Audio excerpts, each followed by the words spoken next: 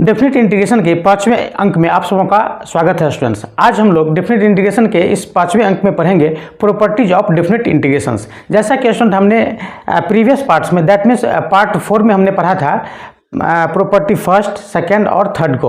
आज हम लोग इस खंड में पढ़ेंगे property number 4 and property number 5। और स्टूडेंट प्रॉपर्टी बहुत ही इंपॉर्टेंट है। अगर आप डेफिनेट इंटीग्रेशन का प्रॉपर्टी जान जाते हैं तो डेफिनेट इंटीग्रेशन स्वतः आपका खत्म हो जाता है। दैट मीन्स वो बहुत ईजी और सिंपल हो जाता है। सो स्टूडेंट्स, ये प्रॉपर्टी जो है इससे IIT का JEE मेंस या एडवांस में क्वेश्चंस आता ही आता है। साथ ही साथ 10+2 एग्जामिनेशंस में, पॉलिटेक्निक के सेमेस्टर एग्जामिनेशंस में ये बहुत ही इंपॉर्टेंट है स्टूडेंट्स। सो प्रॉपर्टी हम लोग को पढ़ना बहुत ही इंपॉर्टेंट है। और हम लोग प्रॉपर्टी ये खंड 5 में हम लोग पढ़ेंगे प्रॉपर्टी 4 और प्रॉपर्टी 5 को, और इसके बहुत सारे एग्जाम्पल्स को भी देखेंगे। आज हमने ज़्यादा से ज़्यादा एग्जाम्पल्स लिया स्टूडेंट्स। सो इस अंक को आप लोग पूरा जरूर देखेंगे। तो आइए शुरू करते हैं। तो प्रॉपर्टी नंबर 4 आप देख सकते हैं students, integration from 0 to a fx into dx equal to integration from 0 to a/2 fx into dx plus integration from 0 to a/2 fa minus x into dx। ये बहुत ही सिंपल है स्टूडेंट्स। यहाँ पर आप देख सकते हैं कि यहाँ लिमिट का जो है ये अपर लिमिट लोअर लिमिट का क्या हो गया है, हाफ हो गया है, ठीक है। और यहाँ पर ये वैल्यूज सेम है और ये वैल्यू यहाँ पर a माइनस एक्स है। सो ये बहुत ही ईजी हो गया स्टूडेंट्स। तो आइए हम लोग सबसे पहले यहाँ से करेंगे क्या, अकॉर्डिंग टू प्रॉपर्टी थर्ड। अब आप लोग प्रीवियस पार्ट्स को देखेंगे तो इसमें प्रॉपर्टी थर्ड में आप लोग ऐसा देखेंगे कि आप 0 to a को fx into dx को आप लिख सकते हैं 0 to a/2 fx into dx plus ये a और यहाँ a/2 fx into dx। ये प्रॉपर्टी नंबर थर्ड है स्टूडेंट्स। आप लोग देख लीजिएगा पिछला प्रीवियस वीडियो को। सो अब यहाँ पर देखिए ये बहुत ही इजी हो गया स्टूडेंट्स। यहाँ पर आप देख सकते हैं ये तो हमारे यहाँ मिल रहा है, बट ये नहीं मिल रहा है, ये नहीं मिल रहा है। अब इसको इतना प्रूव्ड कर देना है, ठीक है। सो इसके लिए हम लोग क्या करते हैं, इसको हम लोग I सपोज कर लेते हैं। I इक्वल टू हम लोग कर लेते हैं a/2 से a तक और fx into dx। अब यहाँ कीजिए लेट, यहाँ x इक्वल टू लिखिए a माइनस टी, ठीक है। चूंकि यहाँ पर a माइनस एक्स है तो हमने a माइनस टी यहाँ पर ले लिया। अब यहाँ पर देखिए dx इक्वल टू कितना हो जाएगा, डिफ्रेंशिएट कीजिए बोथ साइड तो हो जाएगा माइनस dt। अब आइए देखिए, जैसा कि हमने पार्ट थर्ड में सब्स्टिट्यूशंस में बताया था कि उसका लिमिट भी चेंज होगा जब आप सब्स्टिट्यूट करेंगे। तो यहाँ हमने x equal to a minus T में सब्स्टिट्यूट किया है। सो यहाँ पर लिमिट भी चेंज होगा। तो आप अब यहाँ देखिए कि जब x का वैल्यू, चूंकि ये x का फंक्शंस है तो x का वैल्यू होगा ये, तो जब x का वैल्यू a/2 होगा तो t का वैल्यू कितना होगा, a/2। ये कितना हो जाएगा a/2, तो यहाँ पर लिख देंगे हम a/2। सो यहाँ पर I इक्वल टू लिखेंगे, I इक्वल टू ये I का वैल्यू है, ठीक है, a/2। और जब x का वैल्यू a होगा, जब x का वैल्यू a होगा तो यहाँ पर कितना हो जाएगा वैल्यू 0, a में से a घट जाएगा तो 0। सो यहाँ पर 0। अब यहाँ पर लिखेंगे f और x के बदले में क्या लिखेंगे तो a माइनस टी, और फिर dx के बदले क्या लिखेंगे तो माइनस dt। अब यहाँ देखिए माइनस यहाँ आ गया, सो यहाँ पर माइनस कर लीजिए, यहाँ पर लिख देंगे a/2 और यहाँ लिख देंगे 0 और यहाँ हो जाएगा fa minus T into dt। अब प्रॉपर्टी नंबर सेकंड में पढ़ेंगे कि जब इसका लिमिट को आप अपर को लोअर में कीजिएगा, लोअर को अपर में कीजिएगा तो एक माइनस कॉमन आता है। सो यहाँ पर अपर को लोअर में कर दीजिए आप और लोअर को अपर में। सो यहाँ पर हो जाएगा 0 to a/2, तो ये माइनस ऑलरेडी हट जाएगा क्योंकि एक माइनस आएगा तो माइनस माइनस प्लस हो जाएगा। और यहाँ पर आप लिखेंगे fa minus T into dt। अब यहाँ फिर प्रॉपर्टी नंबर फर्स्ट लगाइए। सो प्रीवियस वीडियो को देखना बहुत ही जरूरी है स्टूडेंट्स। अब यहाँ प्रॉपर्टी नंबर फर्स्ट में है कि जब फंक्शंस सेम फॉर्म में हो और उसका वेरिएबल चेंज हो तो उसके मान में कोई अंतर नहीं होता है डेफिनेट इंटीग्रेशन में। सो यहाँ पर आप इसको लिख सकते हैं 0 to a/2 और यहाँ पर लिख सकते हैं आप fa minus X into dx। अब यहाँ पर आप मिला सकते हैं, ये इसको आपने सपोज किया था I, यहाँ पर आप देख सकते हैं इसको आपने सपोज किया था, इसको आपने सपोज किया था। सो यहाँ पर जब आप इक्वेशन फर्स्ट मानेंगे और इसको इक्वेशन सेकंड मानेंगे, सो यहाँ फ्रॉम फर्स्ट एंड सेकंड, यहाँ पर आप लिखेंगे फ्रॉम फर्स्ट एंड सेकंड। तो फर्स्ट और सेकंड से आप क्या देख रहे हैं, तो यहाँ पर देखिए 0 to a fx into dx is equal to same लिख दीजिए आप 0 to a/2 fx into dx plus, अब इसके बदले कितना लिखेंगे तो इसके बदले देखिए इसको I सपोज किए थे, I का वैल्यू लास्टली कितना आ गया है फ्रॉम सेकंड से, तो integration from 0 to a/2 F A minus X into D X. So यहाँ पर हमारा थ्योरम ये प्रॉपर्टी प्रूव्ड हो चुका है स्टूडेंट्स। अब हम लोग आइए प्रॉपर्टी 5 को देखेंगे, फिर हम लोग एग्जाम्पल्स को देखेंगे। प्रॉपर्टी नंबर 5 देख पा रहे हैं स्टूडेंट्स, ये बहुत ही इंपॉर्टेंट प्रॉपर्टी है, इसे हम लोग को याद रखना है, ध्यान में रखना है, ठीक है। Integration from A to B F X into D X. देखिए एक फंक्शंस है एक्स का, एफ एक्स एक फंक्शंस है किसका, एक्स का। सो यहाँ पर इसका इंटीग्रेशन ए और बी के बीच में हम लोग निकाल रहे हैं। अब यहाँ कंडीशन है कि इसका वैल्यू 0 होगा, कब, तो जब F A plus X equal to minus F B minus X, ठीक है। कोई फंक्शंस का वैल्यू प्लस माइनस कब होता है। सो यहाँ पर आप ओड इवन को कंसिडर कर सकते हैं। यहाँ पर देखिए 2 into integration from A to A plus B by two F X into D X if F A plus X equal to F B minus X. यहाँ ओड इवन का fully ये कॉन्सेप्ट है students. So consider the functions F X on close interval A B when F A plus X is equal to F B minus X, then F is even symmetric. ये even symmetric है about the mid point of the line A and B. So X equal to at A plus B upon 2। So यहाँ पर students हम consider करेंगे कि जब यहाँ पर माइनस वैल्यू आ रहा है, जब यहाँ पर माइनस वैल्यू आ रहा है तो एफ एक्स, जैसा कि आपने ओड इवन में पढ़ा होगा कि F X equal to F minus X हो जाता है, तो इसको हम लोग कहते हैं इवन फंक्शंस। जब यहाँ पर F X equal to minus F minus X हो जाता है तो ये हो जाता है ओड फंक्शंस, ये हो जाता है इवन फंक्शन, ठीक है, ये हो जाता है ओड फंक्शन। सो यहाँ पर ओड की बात हो रही है, तो ओड के सिमेट्रिक की अगर बात करें मिड पॉइंट पर सिमेट्रिक है, ठीक है। जैसा कि हमने बताया कि क्लोज इंटरवल ए बी के बीच में फंक्शंस क्या है, डिफाइंड है, और इसके मिड पॉइंट पर इवन सिमेट्रिक है। सो इसका फिगर अगर हम बात करें तो आप लोग ये ज्योमेट्रिकल रिप्रेजेंटेशन जो है, ये इंटरप्रेशन जो है, ये हमारे डिफरेंट इंटीग्रेशन के पार्ट 2 में इसको आप लोग जरूर देखिएगा, ठीक है। इससे वहाँ इसका कॉन्सेप्ट वहाँ पर छुपा हुआ है। सो यहाँ पर जब इवन फंक्शंस की बात हो, सॉरी ऑड फंक्शंस की बात होती है, तो हमारा फिगर जो बनता है फंक्शंस का वो इस तरह से, ये देखिए एक्स एक्सिस हो गया, ये ओ हो गया, और ये वाई एक्सिस हो गया, और ये ऑड फंक्शंस का फिगर है हमारे पास, ठीक है। ऑड फंक्शंस का कहाँ से कहाँ तक, तो ए और बी के बीच में फंक्शंस क्या है, कंटिन्यूस है। सो ए यहाँ पर, बी यहाँ पर, ए यहाँ पॉइंट पर और बी यहाँ इस पॉइंट पर, ठीक है। ये वन साइडेड भी हो सकता है, यहाँ पर ऐसे कर लेंगे तो वन साइडेड भी हो जाएगा, हमने ऐसे जानबूझ के लिया, ठीक है। अब यहाँ देखिए जब यहाँ ए और बी, यहाँ 0, ये ए और बी कोई भी नंबर्स है, यहाँ पर 0 आपको डिस्टर्ब करेगा। सो हम फिगर को थोड़ा सा चेंज कर लेते हैं, ये इसको फिगर को हम ऐसे बना लेते हैं, ठीक है। यहाँ पर हमने ले लिया ए और यहाँ पर हमने ले लिया बी। सेम इसी तरह से यहाँ भी होता, बट यहाँ मिड पॉइंट 0 है तो थोड़ा आप लोग को डिस्टर्ब हो जाता है। यहाँ mid point A plus B by 2 होना चाहिए, जैसा कि आप यहाँ पर देख पा रहे हैं। यहाँ a प्लस बी बाई 2 पर क्या है, ये सिमेट्रिक है। कैसा सिमेट्रिक, तो ओड सिमेट्रिक, ठीक है। ओड सिमेट्रिक क्यों, तो यहाँ पर देखिए जैसा कि ज्योमेट्रिकल इंटरप्रेशन में मैंने बताया कि ऊपर जो ग्राफ जाता है उसका एरिया होता है पॉजिटिव और नीचे वाला का एरिया क्या होता है, निगेटिव। सिमेट्रिक है, इसका मतलब ये है कि ये जितना एरिया ऊपर बनाती है उतना एरिया ये नीचे बनाती है। सो ए और बी के बीच में जो इंटीग्रेशन का वैल्यू लेंगे तो दोनों को ऐड करेंगे तो क्या हो जाएगा, मान लेते हैं कि इसका एरिया ए है, यहाँ पर एरिया ए है और इसका एरिया क्या हो जाएगा फिर माइनस ए, तो ए और माइनस ए को ऐड करेंगे तो कितना हो जाएगा, 0। सो यहाँ पर क्या हो गया है, 0। मतलब जब फंक्शंस ओड सिमेट्रिक हो about mid point x equal to A plus B by 2, so यहाँ पर टोटल एरिया कितना हो जाएगा, 0। सो वैल्यू कितना हो जाएगा, 0। सिमिलरली सेकेंड पार्ट्स की यहाँ पर बात करते हैं तो यहाँ पर है और इवन फंक्शंस की बात, ठीक है। इवन में कैसा बनेगा फिगर, तो इवन में ऐसा बनेगा फिगर, देख सकते हैं आप, इवन में ऐसा बनेगा फिगर। यहाँ पर हमने ले लिया ए, यहाँ पर हमने ले लिया बी, कहीं भी एक्सिस है, ये एक्स एक्सिस है, ये ओ है, ये 0 है, ये वाई है, ठीक है। अब यहाँ पर फिर यहाँ मिड सिमेट्रिक की बात, तो मिड पॉइंट कितना बनेगा, ए प्लस बी बाई 2। अब यहाँ जितना एरिया बनेगा उतना ही एरिया यहाँ भी बनेगा, ठीक है। सो अगर इसका एरिया ए हो गया और इसका एरिया ए हो गया तो ए मिलके कितना हो जाएगा, 2a हो जाएगा।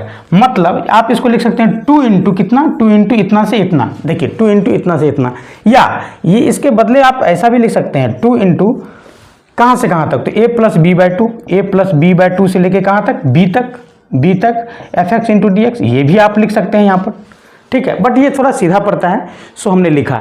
स्टूडेंट आइए इस पर कुछ एग्जाम्पल करते हैं ताकि आपका ये कॉन्सेप्ट अच्छी तरह से समझ में आ जाए।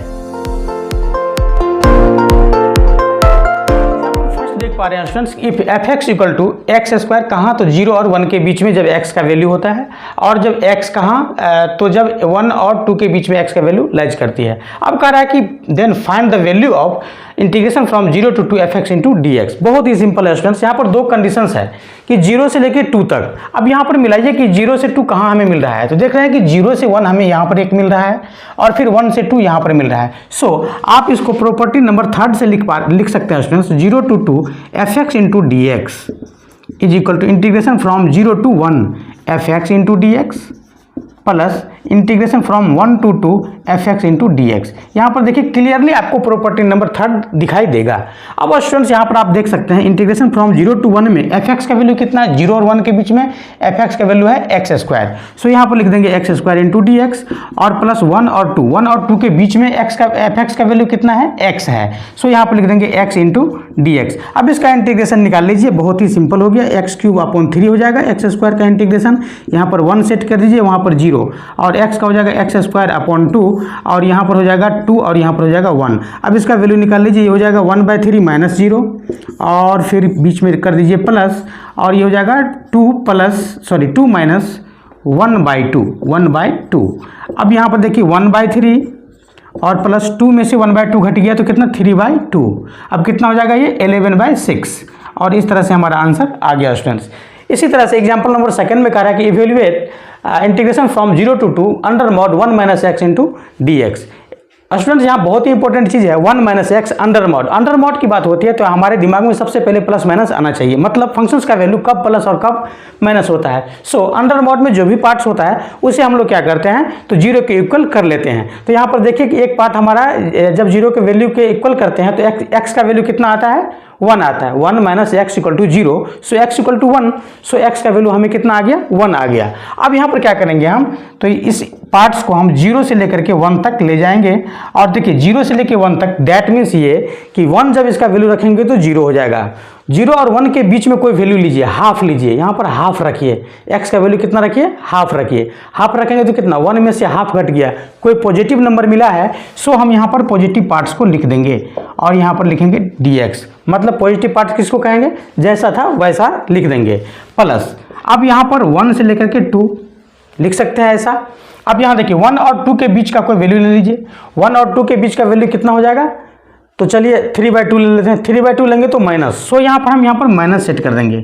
कहने का मतलब ये है कि ये जो अंडर मॉड है इसका वैल्यू 0 और 1 के बीच में क्या हो रहा है पॉजिटिव हो रहा है और 1 और 2 के बीच में क्या हो रहा है नेगेटिव हो रहा है। सो नेगेटिव में नेगेटिव डाल के हम क्या करेंगे पॉजिटिव कर लेंगे according to definition of modulus functions and this property belongs to property number 3।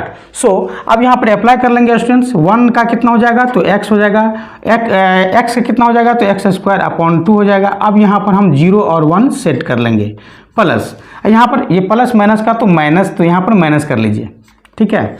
अब यहाँ देखिए फिर वही बात x minus x square by 2 और यहाँ पर कर लीजिए 2 और यहाँ पर कर लीजिए सेट 1, मतलब अब इसको आप लिख सकते हैं 1 माइनस 1/2, 0 की तो कोई बात ही नहीं, 0 तो हटा दीजिए माइनस, अब 2 यहाँ पर सेट कर लीजिए 2 माइनस 2 मतलब 0, ठीक है। फिर लिखेंगे माइनस 1 आप सेट कर लीजिए तो 1 माइनस माइनस प्लस 1/2, ठीक है। अब यहाँ पर आप लिखेंगे 1 माइनस हाफ, माइनस से मल्टीप्लाई कर दीजिए plus 1 minus half, so half half देखिए ये 1 आ गया, कैंसिल होकर के कर लीजिएगा, ये इतना आ गया आपका आंसर। आइए हम लोग एग्जाम्पल नंबर 3 को देखते हैं। Example number 3 students integration from 0 to pi under mode cos x into D x. कहने का मतलब ये स्टूडेंट्स जब cos x या कोई भी फंक्शंस अगर अंडर मोड में होती है तो जैसा कि हमने बताया कि इसमें कब प्लस और कब माइनस होगा उसको हम लोगों को सिलेक्ट करना होता है। सो यहाँ पर आइए सबसे पहली बात कि क्वाड्रेंट को लेते हैं, 0 से पाई के बीच में 2 क्वाड्रेंट को क्रॉस करती है ये। सो यहाँ पर फर्स्ट क्वाड्रेंट 0 to पाई/2 के बीच में तो cos पॉजिटिव होता है, सो यहाँ पर हम लिख देंगे cos x into D X plus. अब यहाँ देखिए पाई/2 से लेकर के हम पाई तक लिख देंगे, यहाँ पर प्रॉपर्टी नंबर 3 लग रहा है। सो यहाँ पर देखिए आपकी पाई/2 से पाई ये सेकंड क्वाड्रेंट का पार्ट्स है, सो सेकंड क्वाड्रेंट में कॉस नेगेटिव होता है, सो यहाँ पर हम कर देंगे minus cos x into D x. अब इसका इंटीग्रेशन हम लोग निकाल देंगे, बिल्कुल आसान हो जाएगा। cos x का कितना हो जाएगा sin x और यहाँ पर लगा देंगे पाई/2, यहाँ पर लगा देंगे 0, यहाँ प्लस माइनस का मल्टीप्लाई तो यहाँ पर माइनस ही कर लेते हैं और यहाँ पर फिर लिख देंगे sin x और ये cos x का sin x ये π/2 नीचे और पाई ऊपर। आइए अब इसको हम वैल्यू कर लेते हैं sin π/2, sin π/2 माइनस sin 0, ठीक है, बीच में माइनस। अब यहाँ लिखेंगे sin पाई माइनस sin π/2, बहुत ही आसान। अब यहाँ देखिए ये इसका वैल्यू कितना 1, इसका वैल्यू 0, माइनस से मल्टीप्लाई करते चले जाइए तो माइनस 0 माइनस माइनस प्लस 1, सो यहाँ पर 2 हमारा आंसर आ जाता है। सिमिलरली यहाँ पर एग्जाम्पल 4 है स्टूडेंट्स, यहाँ पर देख सकते हैं कि फिर अंडर मॉड आ गया, बट यहाँ पर क्वाड्रेटिक इक्वेशंस है। तो सबसे पहली बात कि ये क्वाड्रेटिक इक्वेशन का जो फॉर्म है वो कब पॉजिटिव और कब नेगेटिव होता है। सो यहाँ पर लिखेंगे x² + 2x -3, और इस तरह से हम चलिए पहले पॉजिटिव को ही सिलेक्ट कर लेते हैं। सो यहाँ पर पॉजिटिव सिलेक्ट करेंगे तो नेगेटिव ऑलरेडी सिलेक्ट हो जाएगा। अब इसका फैक्टर, सबसे पहले इसको क्या करेंगे, फैक्टर करेंगे। इसका जो कब पॉजिटिव कब नेगेटिव होगा कोई क्वाड्रेटिक या कोई भी इक्वेशंस, इसका हमने फंक्शंस में बहुत अच्छे तरीके से बताया स्टूडेंट्स। फंक्शंस के पार्ट नंबर 8 या 9 में होगा, आप लोग उसे जरूर देख लीजिएगा। वो हमारा जो पार्ट्स है, जो भी पार्ट्स है उसमें सब्जेक्ट ऊपर में ही लिखा रहता है। सो यहाँ पर सब्जेक्ट देख करके आप लोग उसको पढ़ सकते हैं। सो यहाँ इसको लिखेंगे हम x + 3 और यहाँ हो जाएगा x - 1 ग्रेटर इक्वल 0 कर लीजिए, बाकी बात हम लोग बाद में कर लेंगे। यहाँ पर देखिए 2 पॉइंट्स आता है जहाँ पर फंक्शंस का वैल्यू 0 होता है, एक होता है -3 और एक होता है 1। अब हमें निकालना कहाँ से कहाँ तक है, 0 और 2 के बीच में। सो 2 हमें यहाँ पर मिल जाएगी, 0 हमें यहाँ मिल जाएगी 0, और 2 हमें यहाँ मिलती है, 2 हमें यहाँ मिलती है। अभी रहने दीजिए। अब यहाँ क्या करेंगे तो 1 से ज़्यादा, 1 से बड़ा कोई वैल्यू ले लेंगे, 1 से बड़ा वैल्यू ले लेंगे कितना, चलिए 2 ले लेते हैं, या राइट साइड से, जैसा कि हमने एक ट्रिक बताया था कि राइट साइड से हमें प्लस लेना है। सो यहाँ पर हो जाएगा प्लस, ये -3 और 1 के बीच में हो जाएगा, यहाँ पर हो जाएगा माइनस और यहाँ हो जाएगा प्लस। तो यहाँ पर आप देख सकते हैं कि 0 और 1 के बीच में हमारा साइन क्या आ रहा है, माइनस आ रहा है, 1 और 2 के बीच में क्या आ रहा है, प्लस आ रहा है। सो बिल्कुल ही सिंपल, इसको आप लिख सकते हैं। सो इंटीग्रेशन फ्रॉम 0 to 1, ये क्या हो जाएगा माइनस। सो यहाँ पर लिख देंगे -x² + 2x -3 × dx प्लस 1 से लेकर 2 के बीच में कितना है, प्लस। सो यहाँ पर जैसे का तैसे x² + 2x -3 × dx यहाँ पर हम लिख देंगे। अब इसका इंटीग्रेशन निकाल लीजिए, ये बिल्कुल ही आसान हो गया। अब यहाँ लिखेंगे इंटीग्रेशन, यह कितना हो जाएगा, x³ माइनस करके, फिर लिखेंगे -x², फिर माइनस माइनस प्लस 3x, और यहाँ पर हम सेट कर देंगे 0 और यहाँ पर 1 प्लस। सिमिलरली इसी तरह से केवल माइनस पार्ट्स नहीं होगा, x³ + x² -3x और यहाँ पर 2 और यहाँ पर 1। अब यहाँ पर 1 पुट कर लीजिए, कितना आ जाएगा तो -1/3 -1 + 3। 0 की बात हटाइए, चूँकि 0 डालने से सारा 0 हो जाएगा, प्लस। अब यहाँ 2 रख के देखिए कितना आ जाएगा, 8/3 + 4 -6, और फिर कर लेंगे -1/3 -1 और माइनस माइनस प्लस 3, ठीक है। तो इस तरह से हमारा आ गया। अब यहाँ देखिए स्टूडेंट्स, यहाँ 8/3, यहाँ पर 1/3 1/3 माइनस, तो 2/3 माइनस 8/3 में से 2/3 माइनस, सो कितना हो जाएगा 6/3, मतलब 2 हो जाएगा। सो ये इसका कैलकुलेशन हो गया। ये कितना है, ये हो जाएगा यहाँ पर 2, और यहाँ पर ये कितना हो जाएगा 2, तो 2 कितना हो गया 4 4 कितना 8 में से 6 घटे कितना 2, सो यहाँ पर +2। इस तरह से हमारा 4 आंसर आ गया स्टूडेंट्स। आइए हम लोग नेक्स्ट एग्जाम्पल को देखते हैं। जैसा कि हमने बताया था कि आज एग्जाम्पल बहुत करवाऊंगा, ठीक है, इससे आपका प्रैक्टिस भी होगा और उसमें कुछ होमवर्क भी आप लोगों को दूंगा।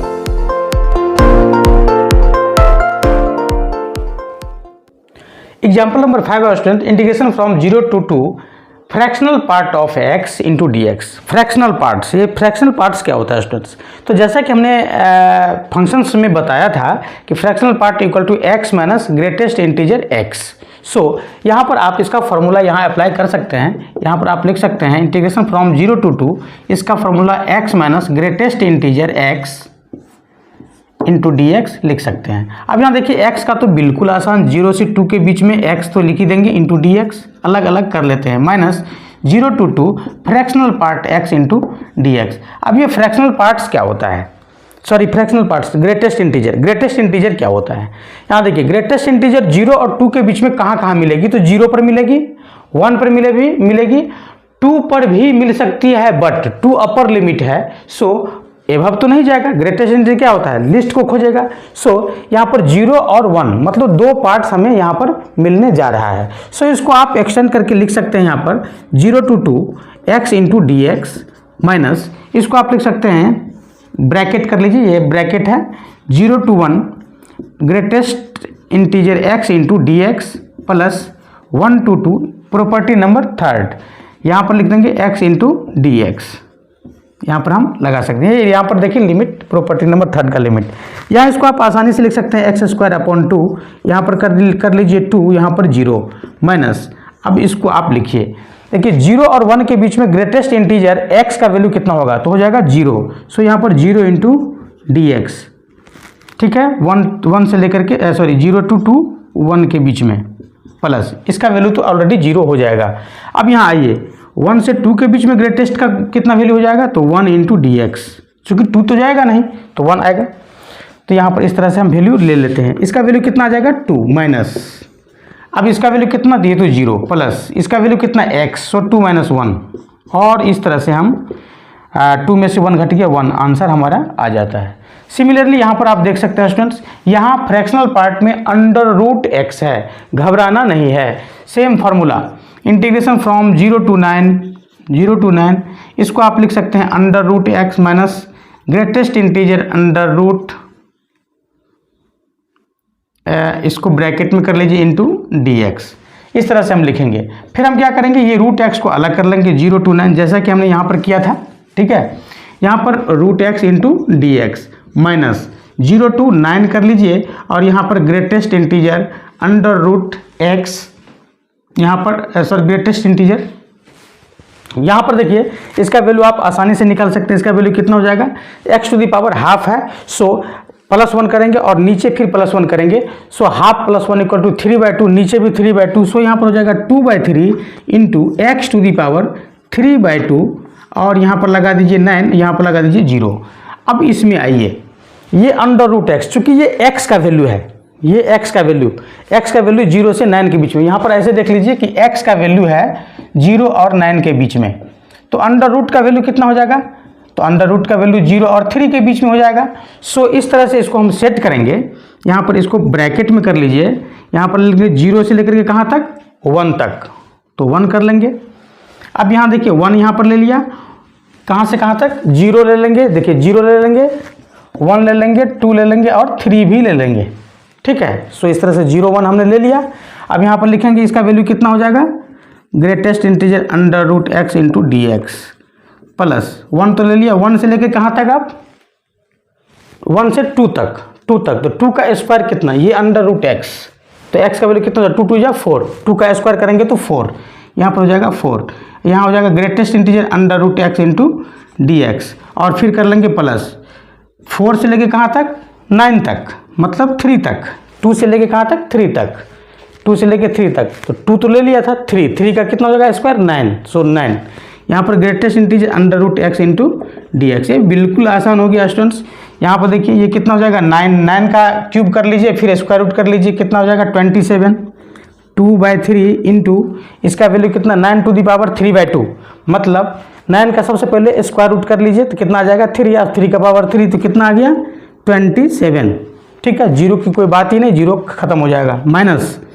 अब यहाँ आइए, इसका वैल्यू कितना आ जाएगा 0, ठीक है, 0 प्लस, अब 1 दे देंगे तो इसका वैल्यू कितना आ जाएगा 1 का कितना हो जाएगा x, और x को जब करेंगे तो कितना हो जाएगा, अरे 1 का x को 4 - 1 मतलब 3, तो यहाँ हो जाएगा 3 प्लस ये यहाँ पर कितना आ जाएगा, 4 दे देंगे तो कितना 2 आ जाएगा वैल्यू, 2 का हो जाएगा 2x, सो यहाँ पर 2 इंटू और x का कितना हो जाएगा, तो 9 में से 4 घट जाएगा, कितना आ जाएगा 5, तो यहाँ पर लिख देंगे 5, और इस तरह से हमारा वैल्यू आ गया। 27 दूनी कितना हो गया, 3 9 27, ये कितना हो गया 18 हो गया, माइनस ये कितना 2 5 10, 10 और 3 13, और इस तरह से हमारा 5 आंसर आ जाता है स्टूडेंट्स। आइए हम लोग नेक्स्ट एग्जाम्पल को देखते हैं।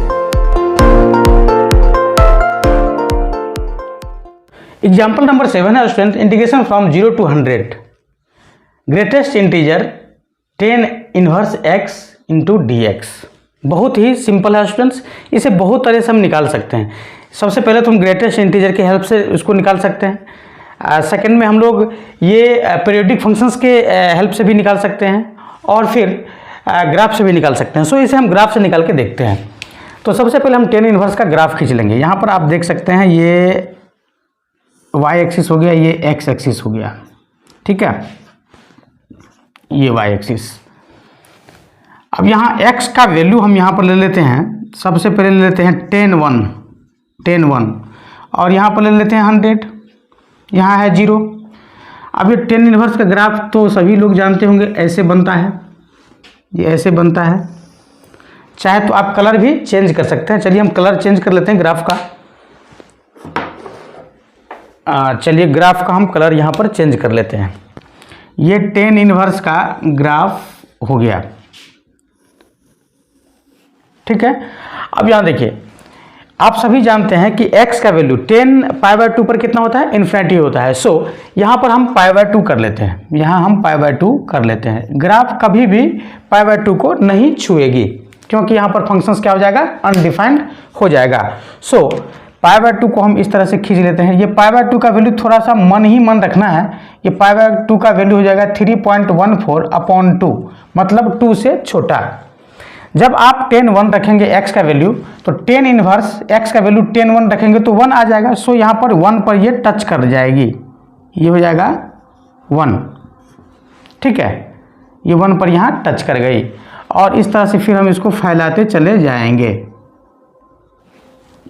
अब यहाँ पर थोड़ा सा आप लोगों को कंसीडर करना है स्टूडेंट्स, ये थोड़ा ग्राफ को और हम बढ़ा लेते हैं, ग्राफ को और हम बढ़ा लेते हैं।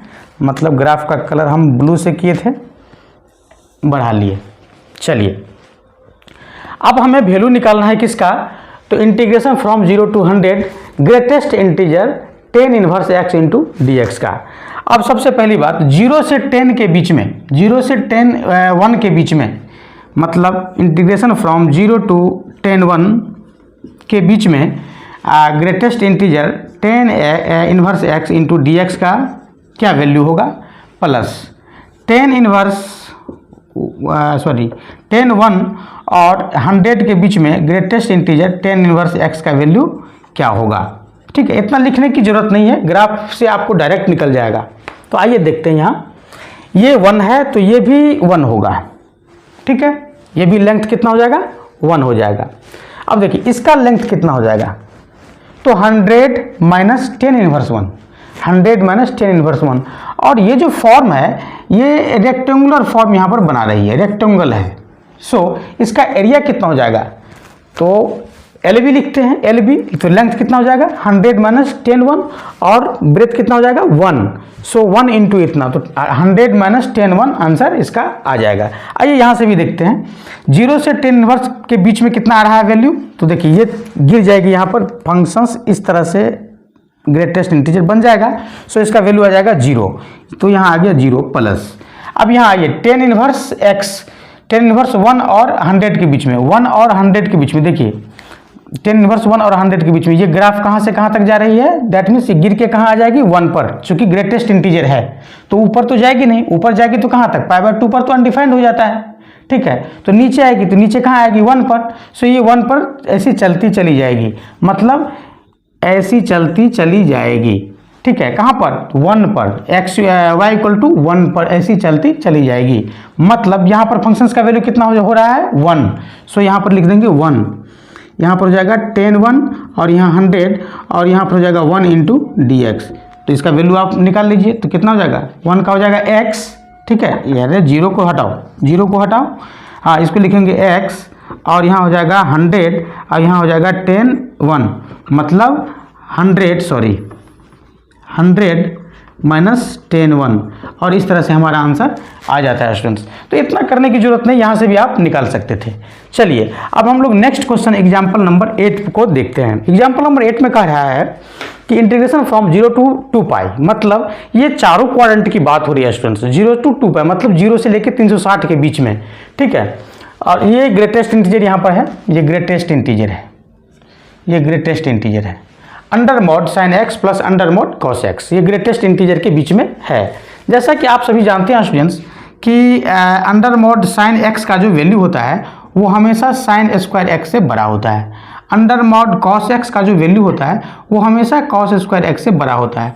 दोनों को ऐड कीजिए, इसका मतलब हो गया कि under mod sine x plus under mod cos x का वैल्यू हमेशा 1 से बड़ा होगा। और आप सभी जानते हैं कि मैक्सिमम मिनिमम वैल्यू में ये under mod sine x plus under mod cos x का जो वैल्यू होता है वो कितना होता है, √2 से हमेशा छोटा होता है। ठीक है, इसका मैक्सिमम वैल्यू कितना होता है, √2 या बराबर भी होता है।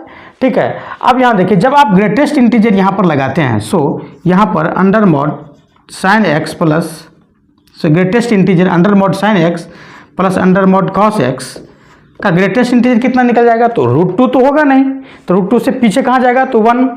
ठीक है, 1 पर ग्रेटेस्ट इंटीजर है तो 1 पर जाएगा। √2 का वैल्यू कितना, 1.414। ठीक है, 1.4। ठीक, तो 1.4 से पीछे कहाँ है, तो 1 है, सो यहाँ पर 1 चली जाएगी, तो इसका वैल्यू कितना आ गया, 1। बहुत ही सिंपल। अब इसको आप लिख सकते हैं 0 to 2π, और अब आप इसको लिख सकते हैं 1 × dx।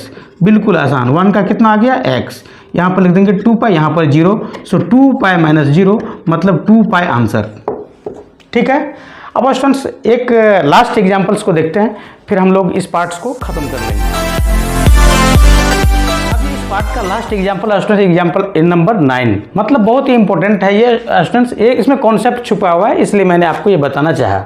1 से 2 के बीच में कोई फंक्शंस है जिसका 1 से 2 के बीच में इंटीग्रेशन निकालना है, और ये कोई फंक्शंस है। यहाँ पर देख सकते हैं फंक्शंस किस फॉर्म में है, तो x⁴ ग्रेटेस्ट इंटीजर x², ये x² जो है वो ग्रेटेस्ट इंटीजर के फॉर्म में है, और यहाँ x² जो है ग्रेटेस्ट इंटीजर के फॉर्म में है, जिसका पावर कितना है, x है। इसका वैल्यू हम लोग कैसे निकालेंगे, तो स्टूडेंट सबसे पहली बात कि जब कोई फंक्शंस ग्रेटेस्ट इंटीजर के फॉर्म में होता है तो सबसे पहले हमें उसमें ग्रेटेस्ट इंटीजर को सिलेक्ट करना होता है। ठीक है, सो इसको हम लोग कैसे सिलेक्ट करेंगे, तो 1 और 2 के बीच में कौन कौन सा ऐसा फॉर्म लेंगे जो यहाँ पर हमें ग्रेटेस्ट इंटीजर को देगी, तो 1 के बाद हमारा आता है 2, 1 के बाद हमारा आता है 2, सो √2 दे देंगे यहाँ पर, 1 से लेके √2 दे देंगे तो यहाँ पर 2 हमें मिल जाएगा।